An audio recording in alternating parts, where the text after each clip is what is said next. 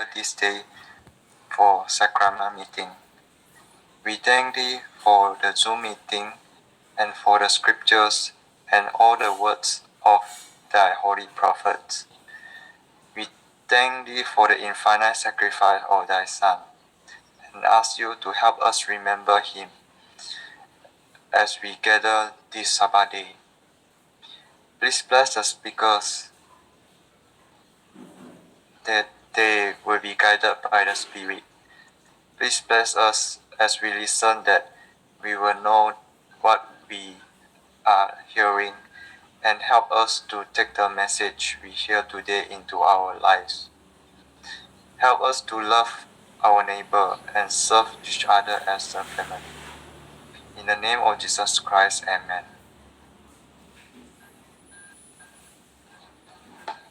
Amen. Thank you very much.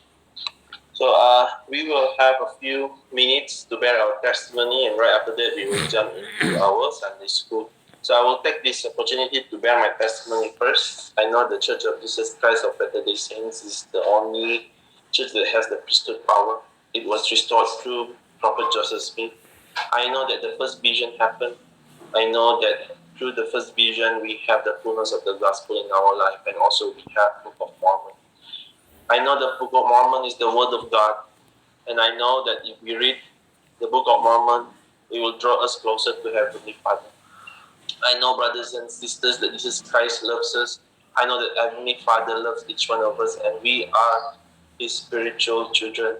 I know that Joseph Smith brought that knowledge to us.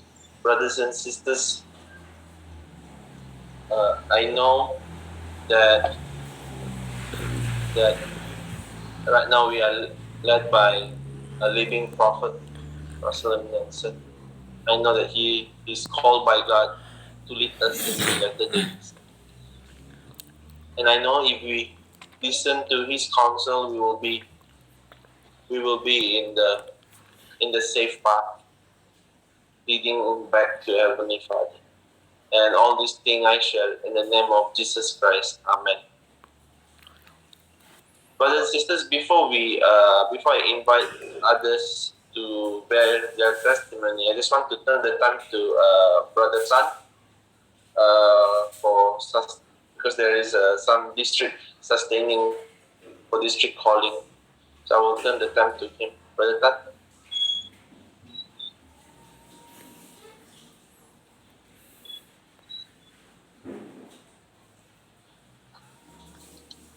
Hold on, let me find the message, okay? You just run away. I just saw it just now.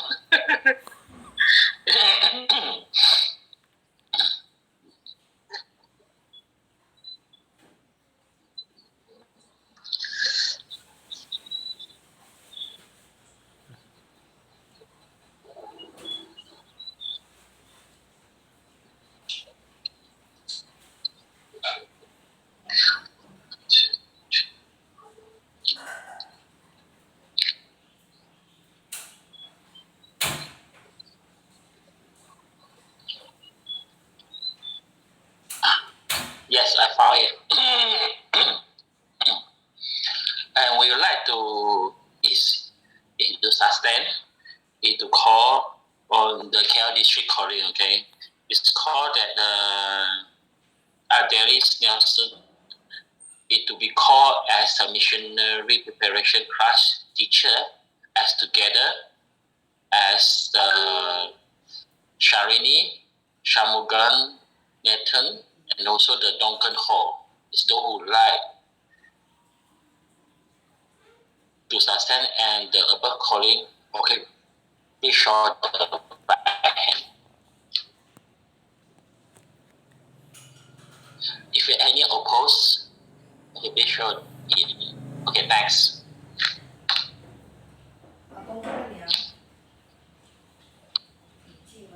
Thank you, Brother Tan. So right now I would like to invite, saya ingin menjemput sesiapa yang ingin memberi kesaksian mereka, bolehlah berkongsi kesaksian. And I will see if 2 or 3 minutes nobody is sharing, then we will stop the testimony session. Yeah. I would like to share. My testimony is very easy lah because I received the blessing from our church of Jesus Christ Latter-day Saints. But I am the Uncle Debbie Ho is the same line one. So I joined the church first. Then after when I have gone to work, then the David Ho also came to join. So from there the thing become good lah. The Anna know the president, he so on and so on. Then the life become happy. So many blessing lah, many thing we have seen our church. This church is the not the just talk only, but we already all have seen so many people receive many good thing lah from this church. Other thing I don't know lah, but I know that this church is the real. And then you all of you know what I want to say already, so it's enough lah. So we are very thank you lah in this church lah. I bear testament that this church is a true church. Joseph Smith really see the Heavenly Father. Thank you, Amen.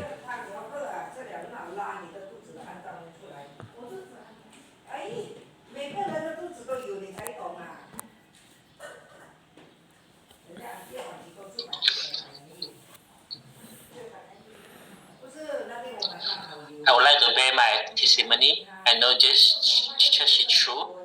That I know that Heavenly Father loves us. That He has sent a prophet to guide us, and not only this, we had a good church leader.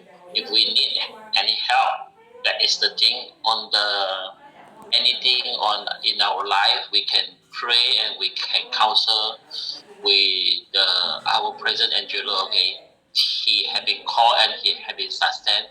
That we all love him, and I like to bear the testimony that we need to study the Book of Mormon every day, find our time, find our suitable time, even though how busy we are, how tired we are. If we continue read the Book of Mormon, it will give the inspiration and the guideline in our life. I know that this church is true. I say this thing in the name of Christ and Jesus Christ. Amen.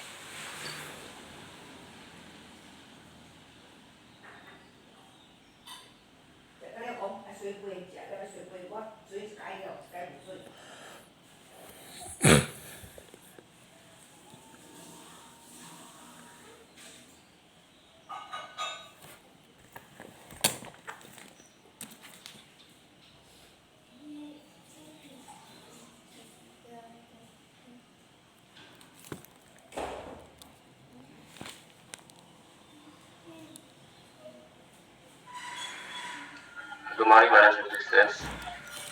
So,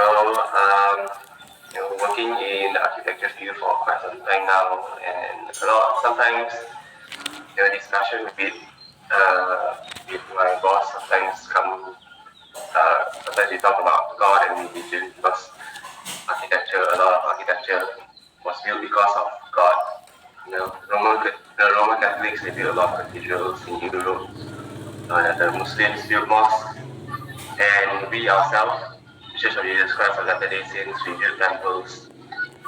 And these buildings are to bless the people, to give them spiritual nourishment, a place they can come to feel the Spirit of God.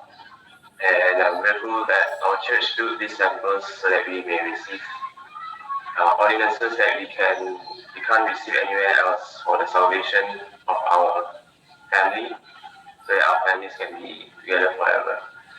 And I'm sure a lot of us are just eager to go to another country after being locked up for so long. And I look forward to maybe go to the temple with my family, since it's been a very long time. And so I share these things in the name of Jesus Christ. Amen.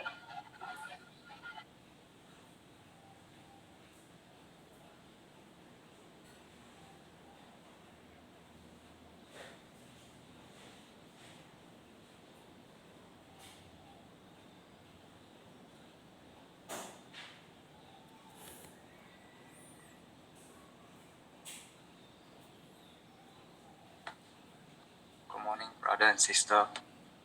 And just want to thank everybody that comes to my life, and for the wish and prayers that help me and guide me along the way. And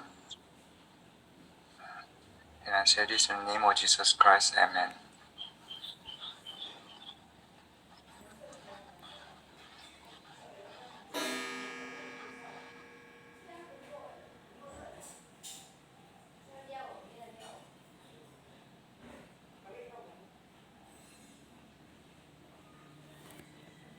Morning, brothers and sisters.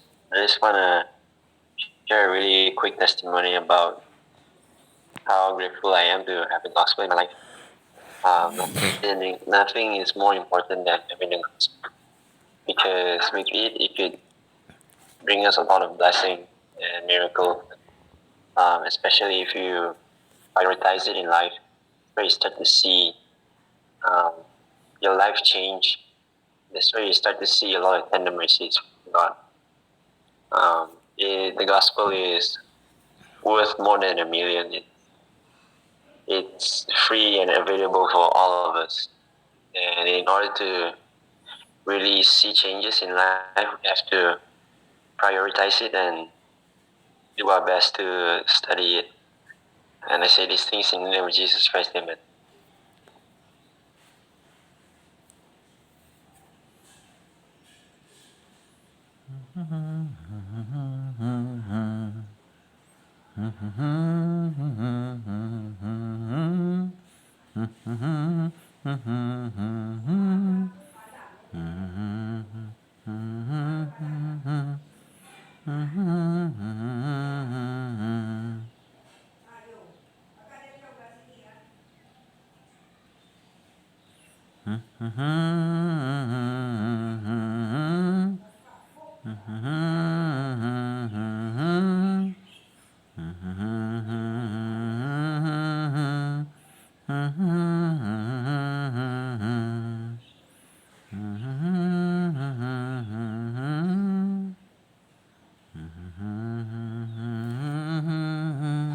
Okay, brothers and sisters, thank you very much for those that bring your testimony, for Jacket, Brother Tan, Brother Julian, and also Brother Martin. Thank you very much for your testimony.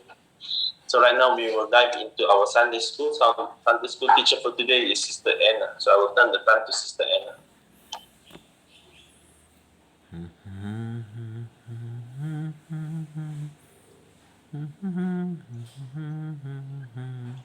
Can you enable the screen share?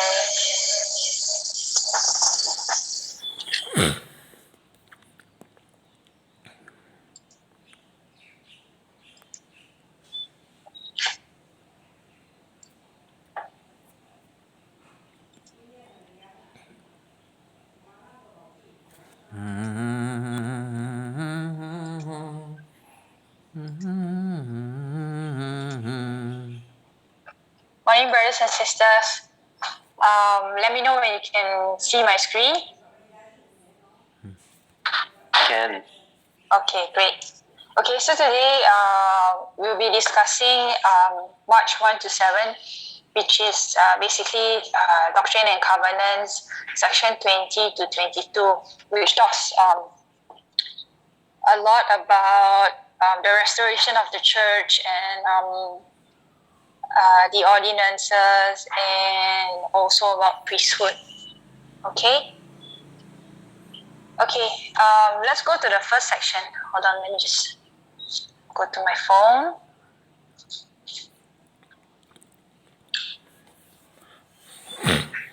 Okay, so there are 4 subtopics. The first subtopic is about the Church of Jesus Christ has been restored.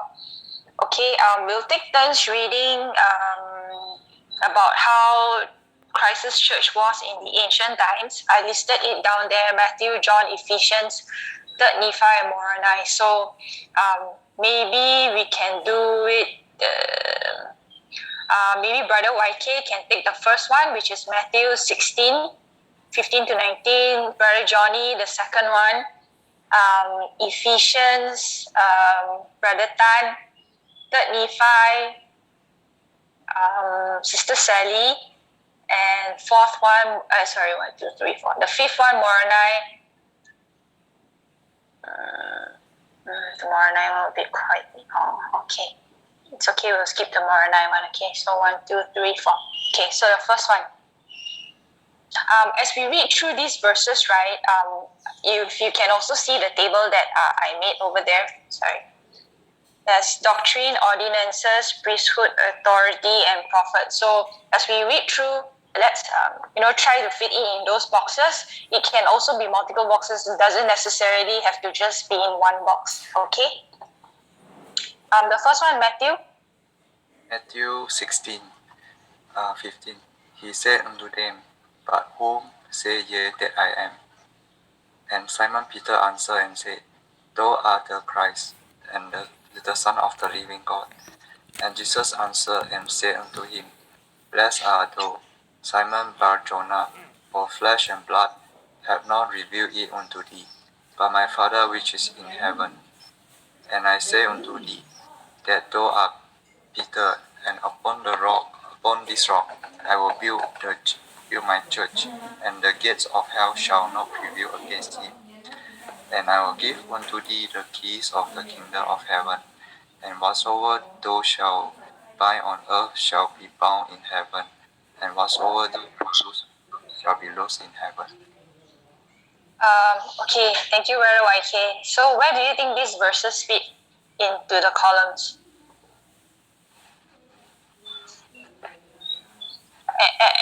It's open to everyone, okay?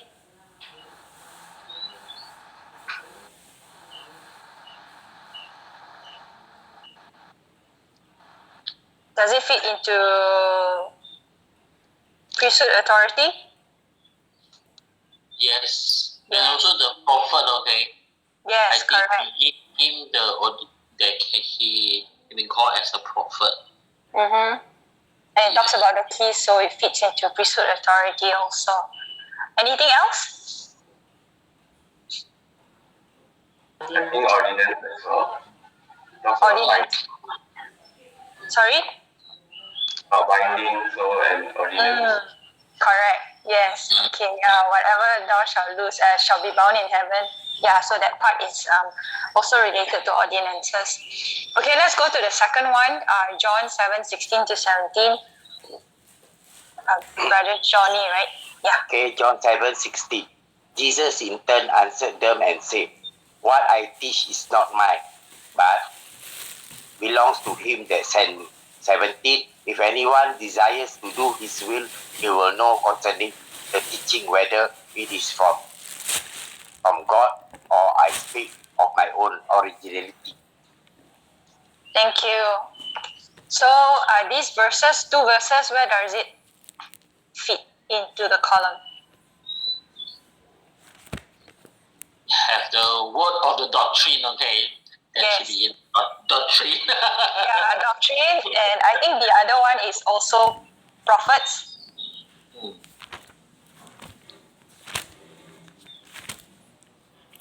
Any other answers? Yeah, because he says the doctrine is not mine, but he's that sent me. So, you know how just like our prophets are the mouthpieces of God. So, yeah. So, doctrine and prophets. Okay. The next one will be Ephesians 2:19 to 22. Yes, Ephesians 2:19 to 22, okay? 19. Now, therefore, ye no more stranger and foreigners, but fellow citizens with the saints and of the household of God. 20. And are built upon the foundation of the apostle and prophet Jesus Christ himself, bring the chief cornerstone. 21. In whom all the built fairly firm together grow unto a holy temple in the Lord. 22. In whom yet also are builded together for an habitation of God through the Spirit. Okay, so In which columns does this fit? I think the priesthood, authority, and ordinances. Okay. Mm-hmm. Yeah, because it talks about Yeah. temple. Yeah. And also, yes, on the doctrine in the temple. Yeah. Yes. Okay, the next one will be 3rd Nephi 11:23 to 26.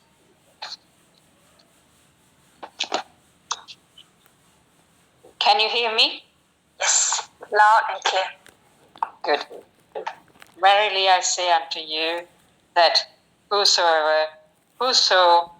repenteth of his sin through your word and desires to be baptized in my name, on this wise shall he be baptized. Behold, he shall go down and stand in the water, and in my name shall he be baptized them. And now, behold, these are the words which ye shall say, calling them by my name, saying, having authority given me of Jesus Christ, I baptize you in the name of the Father, and of the Son, and of the Holy Ghost. Amen. And then shall ye immerse them in water, and come forth again out of water. Right. Okay, so these verses talked about They are more on priesthood authority yes, and ordinances. yes, that's right, because it's also about baptism and authority. So yes, priesthood authority. Anyone else has any other answers?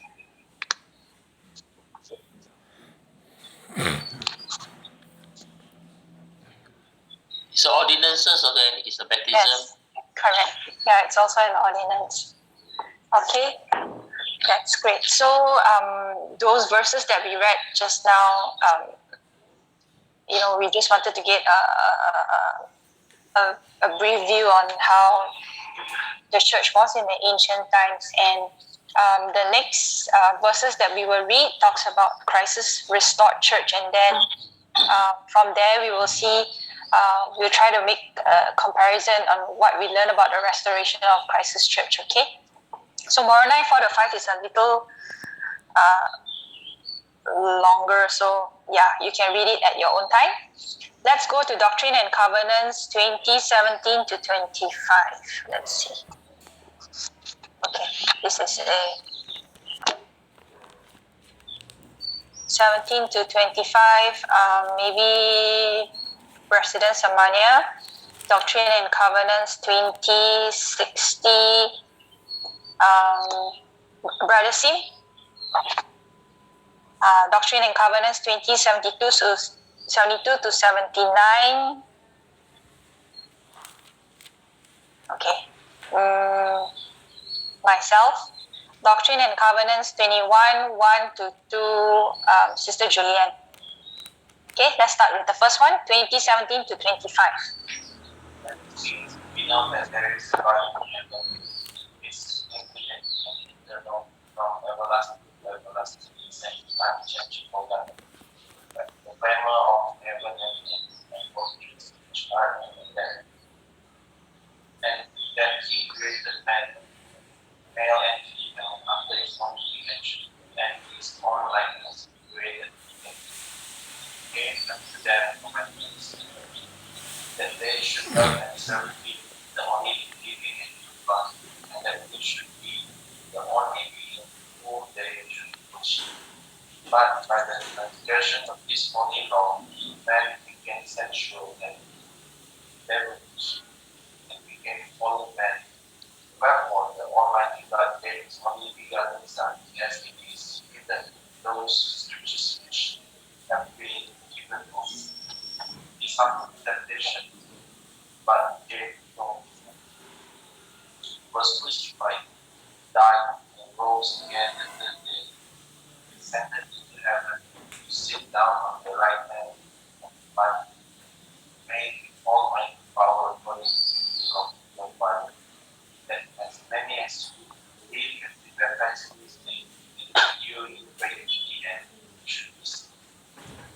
Thank you.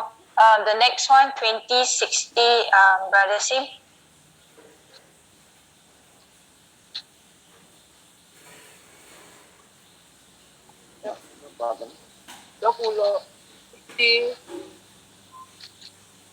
Yeah, correct.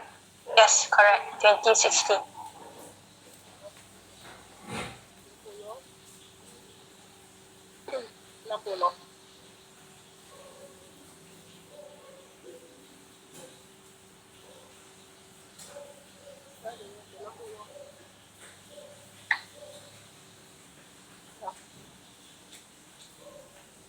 Setiap penatua, iman, pengajar atau dikaitkan mesti dihabiskan menurut kurnia dan pemanggilan daripada Tuhan padanya. Dan dia mesti ditabiskan melalui kuasa Roh Kudus yang ada pada orang yang menghabisnya. Thank you. Okay, 72 to 79. Baptism is to be administered in the following manner unto all those who repent. The person who is called of God and has authority from Jesus Christ to baptize shall go down into the water with the person who has presented himself or herself for baptism, and shall say, calling him or her by name, having been commissioned of Jesus Christ, I baptize you in the name of the Father, and of the Son, and of the Holy Ghost. Amen.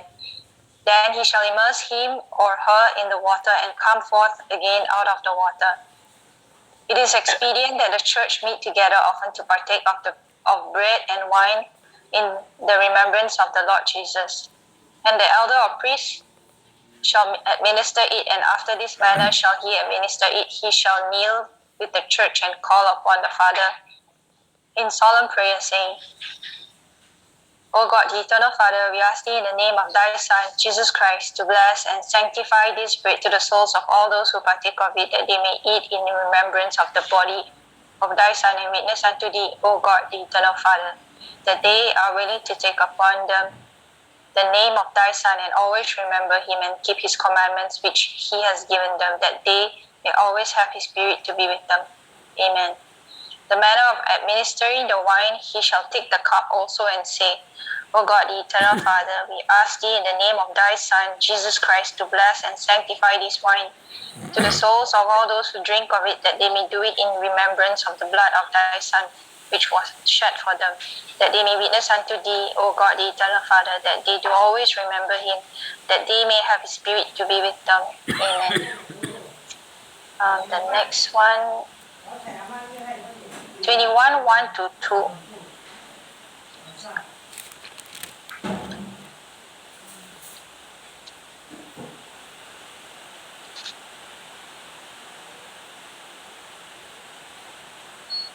Sister Julian, right? No, she's not around. Oh, okay. Okay, thanks. So there shall be a record kept among you, and in it thou shalt be called a seal, a translator, a prophet, an apostle of Jesus Christ, an elder of the church through the will of God the Father and the grace of your Lord Jesus Christ, being inspired of the Holy Ghost to lay the foundation thereof, and to build it up and the most undo the most holy thing. Thank you, Julian.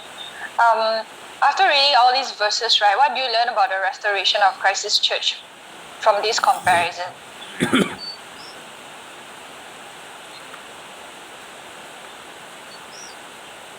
Anybody would like to share?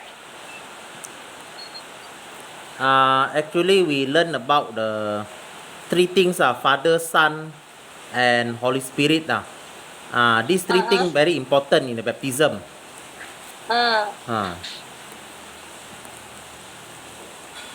Yeah, is there any similarities, differences between the Church of Jesus Christ of Latter-day Saints and the Church of Christ, the church that Christ established anciently?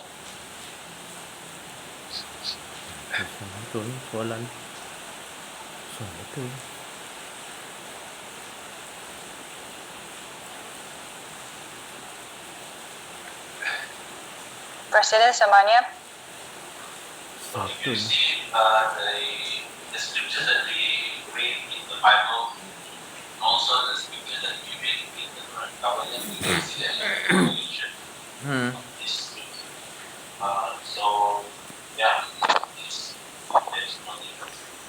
church that Christ established the rules on earth and also the church that is restored from Jesus. Okay. Thank you. I also think that Christ's restored church defines it more clearly about the things that that has to be done or has to be carried out. Particularly, he talks about. These verses talks a lot about the sacred ordinances. So when the church was organized, right, the Lord taught His saints about sacred ordinances, which are physical manifestation of something that has a deeper and spiritual meaning. When we go through the motions of getting baptized, getting confirmed, partaking of the sacrament, or going through the temple, we are doing something physically that is tying us closer together to our Father in heaven. It can be a way to build a special bond between you and Him. So ordinances involve a certain series of actions that we take many times happening in a certain place, always by a certain priesthood authority, and you can't do them out of order. You can't do the sacrament prayer a different way. You can't get baptized and not go all the way under. There are certain steps that you must do in a certain way. There's a reason for that, and it's because there is a symbolic meaning to all of them. So the verses really outline very, very clearly about the ordinances in the church. Okay, so the next topic we'll talk about is how these sacred ordinances help us to become like the Savior. Okay, let's read Doctrine and Covenants 2037. Let's see. Brother Martin, can you read that? Yeah, sure. Thank you. 2037. Oh, it's a long one. Okay. And again, by way of commandment to the church concerning the manner of baptism, all those who humble themselves before God and desire to be baptized and come forth with broken hearts and contrite spirit, and witness before the church that they have truly repented of all their sins, and are willing to take upon them the name of Jesus Christ, having a determination to serve Him to the end, and truly manifest by their works that they have received of the Spirit of Christ unto the remission of their sins, shall be received by baptism into His church. Thank you. How do these qualifications help us prepare to be baptized into the Lord's church? And you can also think about your own baptism. How do these qualifications help us prepare to be baptized into the Lord's church? Think about what does it mean to take Christ's name upon ourselves. As Brother Martin read the verse just now, did you have any of the feelings described in this verse? And do you have them now?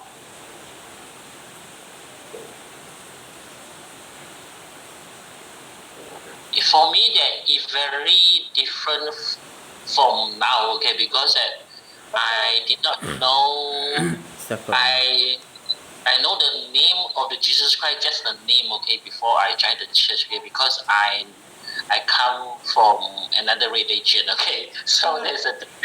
I totally did not know what it is, okay, but I know that the baptism is the elder tell me it's very important. Then I said that okay, but I take also a little bit of the longer time to do it, okay. But he told me that, do you believe in Christ? Then I say yes, okay. So He had do the good deed, okay. He has saved us, okay. So that's the thing that I just say that saved us. Okay, but now when I read again, I know that the ordinances and I attend the baptism is just save myself, okay, very, very personally save me, okay. Yeah, really, it's like they had a personally thing, okay, not just that general thing, okay. He really, really saved me, that He really, really died for my sin. Really, really, He understand me, okay. Yeah. Thanks. Thank you for sharing. This, as I was reading this particular verse and preparing for the lesson, I also reflected back on my baptism when I was 9 in a different church. Yeah, I remember I was 9 at that time, and it wasn't so. It wasn't that meaningful, maybe because I don't know. It could be because I was young, but I think it was mainly contributed by the fact that I did not exactly know what the meaning was. Like yeah. But now, when we have ordinances like this, which is really very clearly, it's being made very clearly to us through the scriptures and through our church leaders and all that.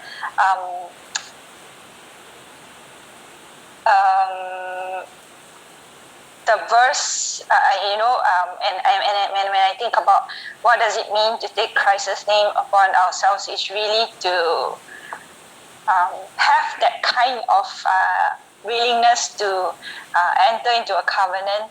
I think it also says in Mosiah 5:5-12, and to be obedient like all your life to the end.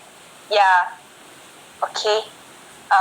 This verse also helps you to reflect about whether or not you were as fervent about your feelings, your determination. So I think it's a very good verse to reflect upon. Yeah. Okay. What helps you maintain your determination to serve Jesus Christ to the end?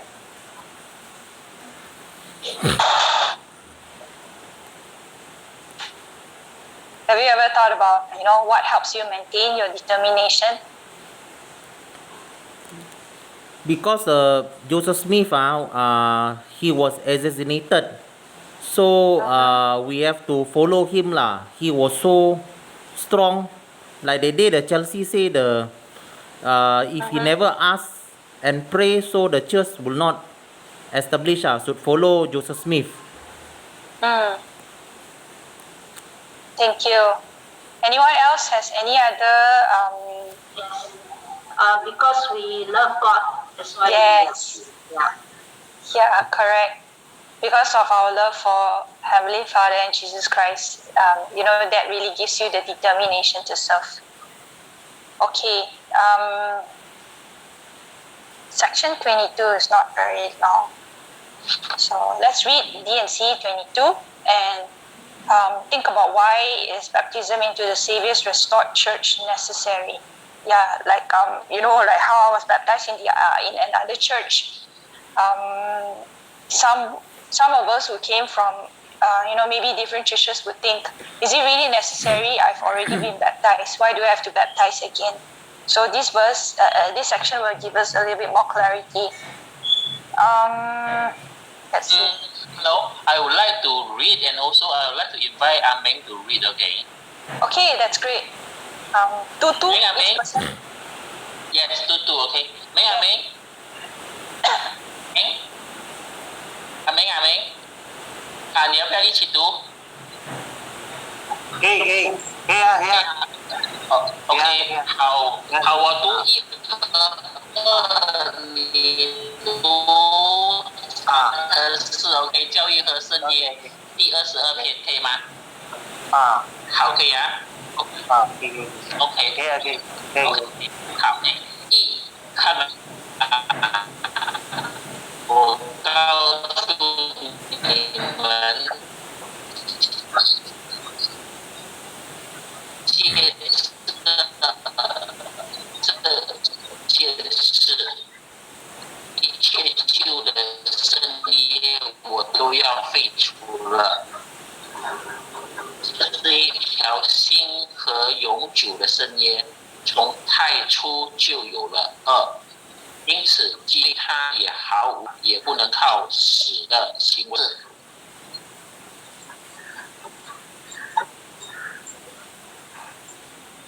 阿明。hello， 可以。来，你读3和4，3和4。3和4 ，OK， 谢谢你。第3，就是由于你们死的行为，我才使这最后的业和这教会像古代那样一起来，因此照我的命令进入那山门，不要试图劝告你们的神。阿门。谢谢。 Thank you.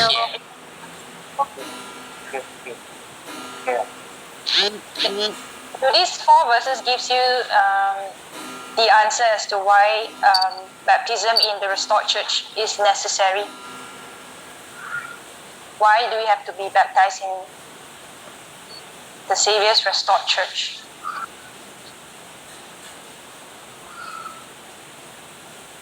Is it possible, to join the church without rebaptism? Okay. No, okay. We must baptize, and also that by the priesthood authority.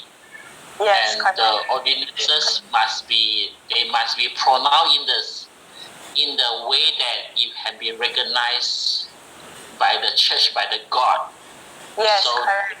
And also the person need to be interviewed and see that he had been get ready to baptize. Not just say that who want to join the church and then go. Okay, no. Yes, okay, because we are building the covenant. Okay, we are building it's like a contract with Heavenly Father. Okay, we cannot simply void the contract. Okay, and say that okay, I don't want to follow anymore. Okay, no. Yeah, that's exactly why authoritative baptism is really required. It's not something like when you want to join a church and like how it was when I was 9. They just asked me, do you want to be baptized? And I was yes, okay, that's it. So you just take a couple of lessons from the teacher and then you are baptized and that's it, done. So it's not like that in Saviour's restored church. Everything is very organized and like Brother Tan mentioned, it has to be recognized by God. Yeah. Okay. The next part we'll talk about how priesthood service blesses the church members and their families. So I got President Samania to help me out with these 2 last sections.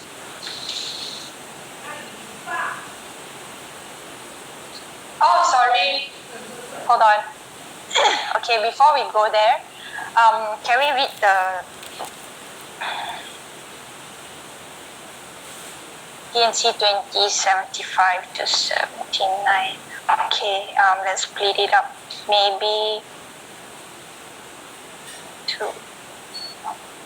The first 2 verses, is Sister Tess there? Nah, she's kind of busy. Oh, no worries. Okay, then maybe Sister Caroline, can you read 75, 76, 77, 78, and 79, Brother Johnny?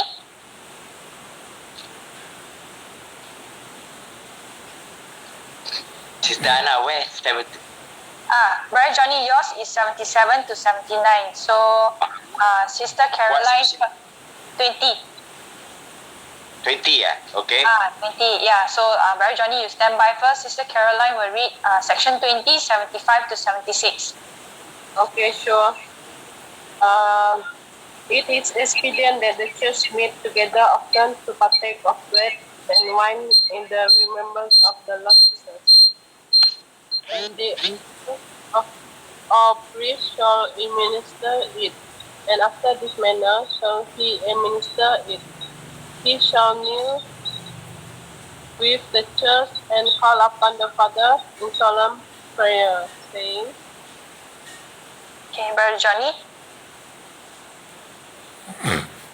77, 78 77, 78, and 79. Okey. Ya Tuhan, Bapa yang kekal, kami mohon kepadamu dalam nama Putera-Mu, Yesus Kristus, untuk memberkati dan mengkuduskan roti ini bagi jiwa mereka semua yang mengambilnya agar mereka boleh makan sebagai ingatan akan tubuh Putera-Mu dan bersaksi padamu. Ya Tuhan Bapa yang kekal, bahawa mereka bersedia mengambil ke atas diri mereka nama puteramu dan selalu mengasihinya dan menaati perintah-perintahnya yang telah dia berikan kepada mereka agar mereka boleh selalu memiliki rohnya bersama mereka. Amin. 78. Cara memberkati air anggur, dia akan mengambil cawan juga dan mengatakan, Ya Tuhan Bapa yang kekal, kami mohon kepadamu dalam nama puteramu Yesus Kristus untuk memberkati dan menguduskan air anggur ini bagi jiwa mereka semua yang meminumnya, agar mereka boleh melakukannya sebagai ingatan akan darah puteramu yang ditumpahkan bagi mereka, agar mereka boleh bersaksi kepadamu, Ya Tuhan Bapa yang kekal, bahawa mereka selalu mengingatnya, agar mereka boleh memiliki rohnya bersama mereka. Amin. Thank you. So we read that twice. We went through it in English and in the end. Why is it important to take the sacrament each week? The sacrament is also an ordinance, and why is it important? Oh, yeah. Lisa gave her answer. Lisa, what do you say? She says so that we can remember Jesus. Yeah, Brother Johnny, you were saying something? Okay, so that we can feel thankful for Jesus Christ for his atonement for us. Yeah, okay, thank you. Any other answers you would like to share? Anyone else? Why is it important each week? I like what Lisa said, to remember Jesus Christ. Because every week we are so busy with our things in life, and we can be distracted easily. And so if we partake it every Sunday, it helps us remember Him again. And to renew our covenants, to make us clean again. Yes, thank you, Martin. Yeah, I totally agree.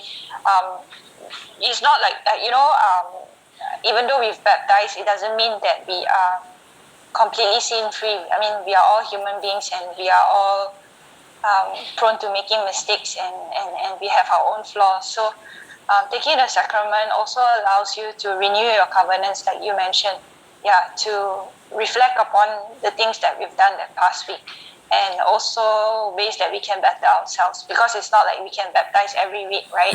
Yeah, so the sacrament helps us to be reminded and to reflect upon the covenants which we have made. Why do you think Elder Joseph Fielding Smith said that the sacrament meeting is the most sacred, the most holy of all meetings of the church? I think it's quite self-explanatory. We've already mentioned the answers, right? But if anyone else has anything else that they would like to share on why it's the most sacred, most holy of all the meetings.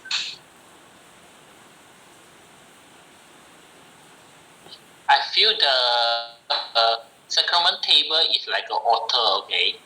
And the Jesus Christ has been died for us and also clean our sin, okay? So the symbolic that this is the altar that we need to be offer ourselves in the contrite spirit and the broken heart, okay? All these things together, and also that to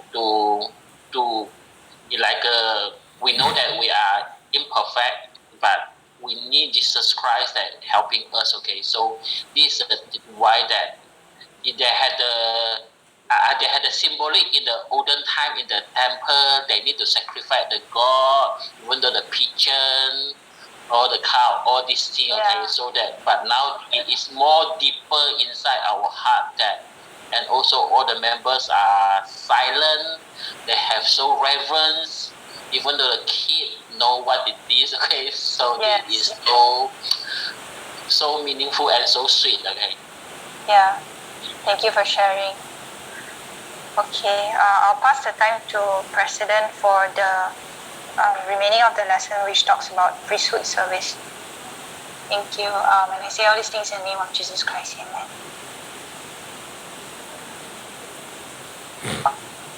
Thank you very much, Sister Anna. So I'm gonna cover the last two sections of the lesson for today. Let me just share my screen.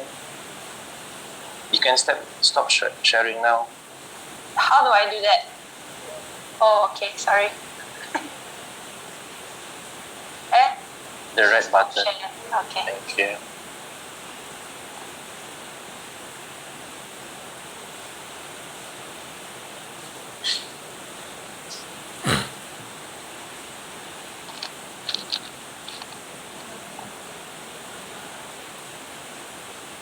Alright, so everybody can see my screen, right?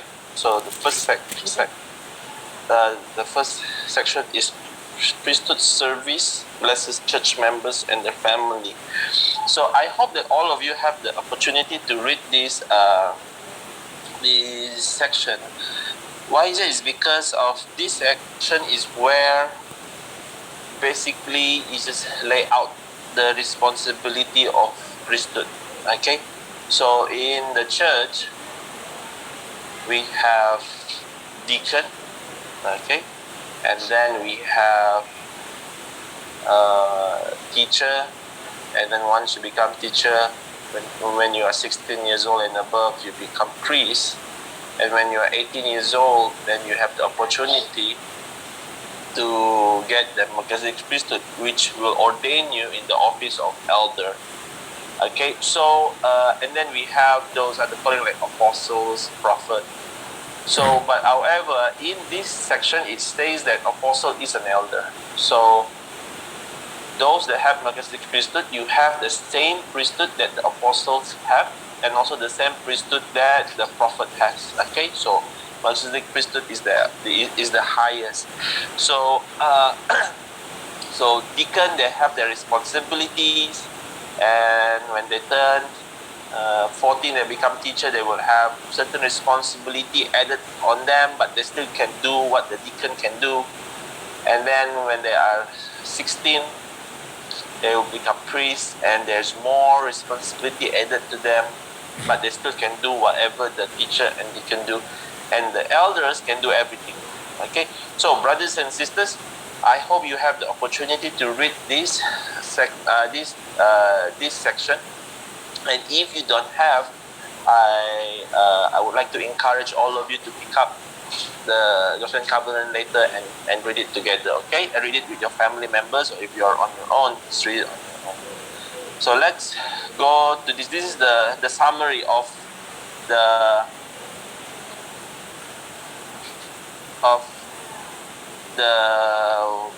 responsibility of each of the office in the priesthood. So deacon, you have the responsibility to assist teachers, warn, expound, exhort, and teach. So means you can teach. So back then, during Joseph Smith time, you know, right now when we talk about deacon, we talk about like those young men age, you know, those young men age 12. By the way, like how old are you to get deacon? 12 years old, right? Yeah. So we think about like those deacon is 12 years old, but back then, during Joseph Smith time, the deacon is adult, you know, those adult. So your responsibility as deacon is to invite all to come to Christ. Okay, when you become teacher, okay, you need to strengthen the church. No iniquity or lying or evil speaking. Okay, so in the section it did talk about that, about no backbiting and no evil speaking, and also the teachers, their responsibility is to make sure there is none of this happen in the church. Okay, and also if they lead meetings when not priest or elder. Okay, so and also they watch over the church. So usually, I still remember when I was a teacher, my first responsibility is to help to help the priesthood. But my responsibility is to help the guy that taking care of the building. So every week I will be like helping him to like clean the church and all. And then priest, once you become priest, you have the responsibility to baptize.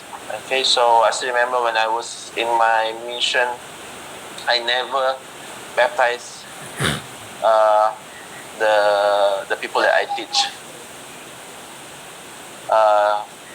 Usually, I will get those members that just got baptized, receive their priesthood to be their priesthood in the office of priesthood to baptize their friends or family.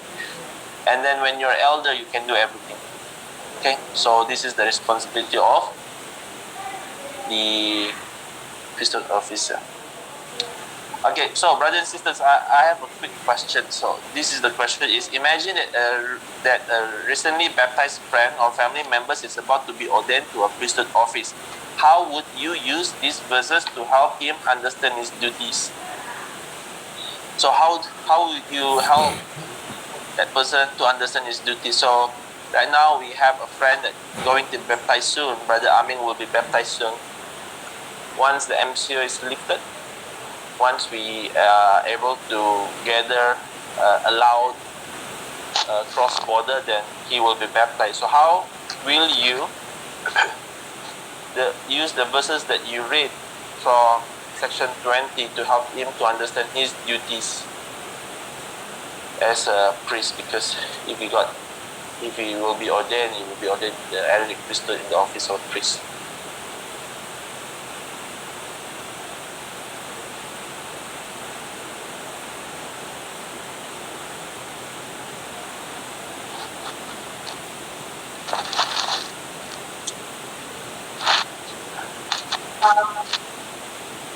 In my opinion, guide him to put him to do the calling, to do the work. Practical. Practice. Yeah, thank you very much, Sister Julia. Is that I agree with that. You will learn more and understand more when you are doing it. So I think the first thing that we can get him to do is to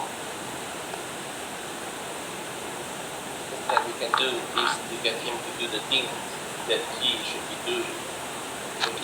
So priest, what you can do as a priest, you can bless the sacrament, you can prepare the sacrament, you can pass the sacrament. Okay, those are the basic one. And other than that, you will be able to baptize, perform the ordinances of baptism. And also, if there is no elders around, you can lead the meeting, you can lead the sacrament. How about this one, this question? How might you use these verses to help a newly baptized sister see how she can participate in the work described here? So, there's a lot of controversy happening whereby they said that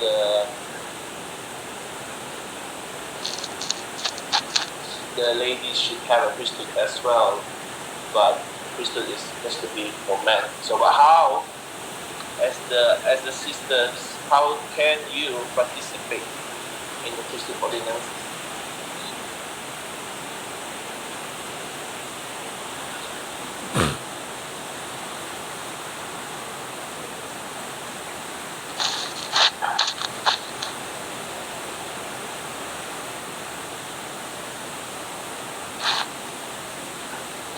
Maybe we're gonna read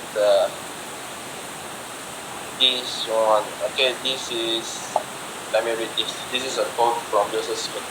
We are ordained to priesthood office while both women and men are invited to experience the power and blessings of the priesthood in their lives. Women, they preach and pray in congregations, fill numerous positions of leadership and service, participate in priesthood councils at the local and general level, and serve formal consolidating mission across the globe. In these and other ways, women exercise priesthood authority even though they are not ordained to the priesthood office. In ecclesiastical callings, temple ordinances, family relationships, and quiet individual ministry, Latter-day Saints women and men go forward with priesthood power and authority. This interdependence of men and